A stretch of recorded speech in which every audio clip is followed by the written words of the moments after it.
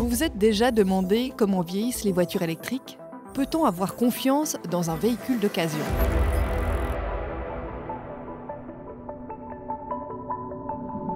Dans cet épisode, on vous propose un match entre les coûts sur le long terme de la voiture thermique et ceux de la voiture électrique. Prenons un exemple concret basé sur des calculs du TCS, avec deux modèles proches l'un de l'autre, la VV Passat diesel et la VV ID7 électrique. Le choix du diesel, c'est parce que les deux véhicules à l'achat ont presque le même prix. Et même si l'impôt du véhicule diesel est plus élevé, ce carburant coûte moins cher sur le long terme parce que les voitures diesel consomment moins de carburant que les voitures à essence. Donc en termes de coût, le comparatif avec l'électrique est plus pertinent. Prix d'achat 60 600 francs pour la voiture diesel et 60 700 francs pour l'électrique. Même si ça tend à s'équilibrer, les voitures électriques sont encore généralement un tout petit peu plus chères à l'achat.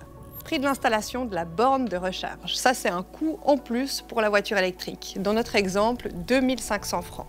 Les tarifs varient toutefois selon la puissance de la borne et la complexité de l'installation. AMAG, par exemple, sans installation, c'est 1 600 francs et avec installation, 3 400 francs. Et pour groupe E, dès 2 190 francs avec installation.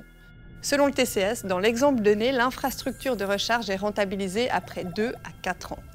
Les subventions et les aides. La voiture électrique bénéficie de subventions 500 francs à morge dans notre exemple, alors que la voiture thermique, elle, n'en reçoit pas. Les impôts sur la circulation. Dans notre exemple, ils s'élèvent à 676 francs par an pour la voiture diesel et 102 francs pour la voiture électrique.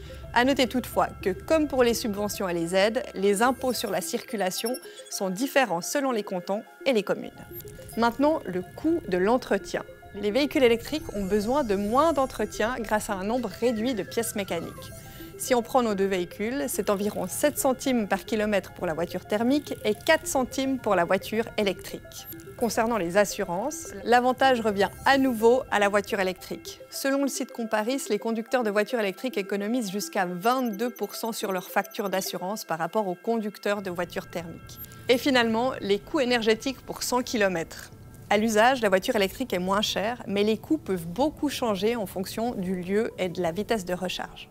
Chez soi, par exemple, le coût va dépendre du tarif de l'électricité. 26,88 centimes par kWh à Neuchâtel et 32,63 à Lausanne, par exemple. Le plus rentable, c'est d'avoir des panneaux solaires installés sur sa maison et de charger grâce à ceux-ci. Sur une infrastructure publique, maintenant, les prix changent selon le lieu, le système de facturation ou la rapidité de la charge. Charger en public à une station sur l'autoroute peut être 3 fois plus cher que chez soi ou que charger lentement selon le TCS. En moyenne, nous pouvons estimer que les coûts pour 100 km sont d'environ 11 francs pour la voiture diesel, 12 à 13 francs pour celle à essence et 4 francs 75 pour l'électrique. Sur une année, on paye moitié moins pour recharger que pour faire le plein. Et si on charge une voiture chez soi, après 4 ans, on a économisé 3 000 francs. Mais dès qu'on paye plus de 60 centimes par kWh, l'électricité devient plus chère que l'essence. Maintenant, revenons à notre exemple. Sur une année, c'est au total 1 661 francs de moins pour la voiture électrique et sur 8 ans, 13 288 francs. Sachant que nous sommes sur une estimation parce que par exemple les coûts énergétiques dépendent de la conduite et les frais d'assurance changent d'une année à l'autre. Un élément aussi qui n'est pas pris en compte dans ce tableau, c'est la dépréciation du véhicule. Les thermiques conservent légèrement mieux leur valeur, 55% après 4 ans ou 80 000 km, contre 50% pour l'électrique. Conclusion. Au quotidien, une voiture électrique peut coûter plus cher à l'achat, mais coûte moins cher à l'entretien, au niveau des assurances et du carburant, si l'on fait le plein principalement chez soi. Par contre, il faut garder en tête la dépréciation du véhicule s'il y a un souhait de revendre sa voiture. A l'inverse, la dépréciation peut être avantageuse si l'on souhaite acheter une occasion. Elle permet d'avoir des véhicules électriques moins chers que des véhicules thermiques qui ont pourtant le même âge.